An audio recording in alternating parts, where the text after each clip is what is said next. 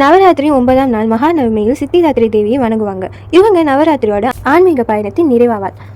சித்திதாத்ரி தேவி எல்லா அஷ்ட சித்திகளையும், அதாவது அனிமா, மக்கிமா, கரிமா, லக்கிமா, பிரிப்தி, பிராகாமியம், இஷிதம், வஷிதம் அருளும் சக்தி. பிரம்மா, விஷ்ணு, சிவன் உட்பட எல்லா தேவர்களும் இவங்களோட அருளால தங்கள் சக்தியை பெற்றார்களாம். பிரபஞ்ச தொடக்கம் கதைப்படி ஆதி பராசக்தி வடிவில் அவங்க சிவனோட இட பக்கத்திலிருந்து தோன்றி பிரம்மா, விஷ்ணு, சிவனுக்கு தேவியரை அருளி அவர்களுக்கு தலா கடமைகளை கொடுத்தாங்க.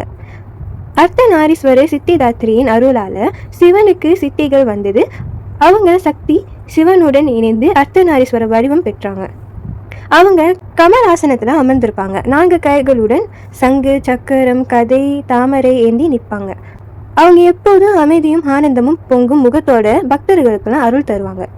அவங்கள வணங்கினா நம்மளுக்கு கிடைக்கும் பலன் ஆன்மீக வளர்ச்சி, ஞானம், அமைதி கிடைக்கும். மனதில் இருக்கும் பயம், சந்தேகம் அனைத்தும் நீங்கும். யோகிகள் பக்தர்கள் தியானத்தில் முழுமை அடைந்து பரம்பொருளுடன் ஒன்றாக முடியும். அவங்கள தியானிக்கும் போது சஹஸ்ர சக்கரா, கிரவுன் சக்கரா விழித்திலும். அதனால மோட்சம், பரம ஆனந்த இறை ஒன்றின் பின் அனுபவம் கிடைக்கும். இன்னைக்கான ஸ்பெஷல் கலர் பர்பிள், ஃப்ளவர் தாமரை, நைவேத்தியம் நெய்பொங்கல், தேன், பழங்கள், பிளானட் கேது. ஆன்மீக ஞானம் விடுதலை தருவாள். மந்திரம் ஓம் தேவி சித்திதாத்ரியே நமஹ. சித்திதாத்ரி தேவியை வணங்கினா நம்ம வாழ்க்கையில முழுமை பெற்று இறை ஒருமை, ஆனந்தம், சித்தி ஞானம் எல்லாம் கிட்டும்.